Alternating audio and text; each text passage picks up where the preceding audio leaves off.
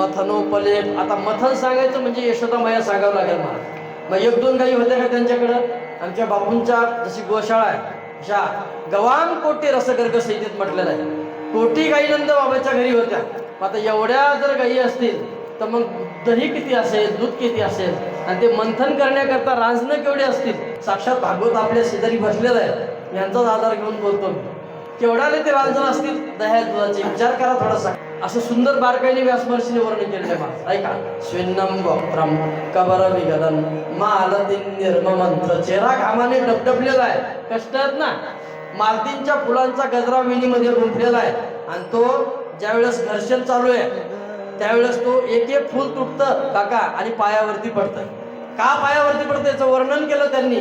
ते म्हटले की ज्या भगवंताला ऋषी मुनींनी प्रयत्न केला तो आला नाही लवकर, त्या भगवंताला तुम्ही सहज इथं आणलंय. तुमच्या डोक्यावर बसण्याच्या आम्ही लायकीच्या नाही म्हणून तुमच्या पायावर आम्ही पडतो. विठाला विठाला.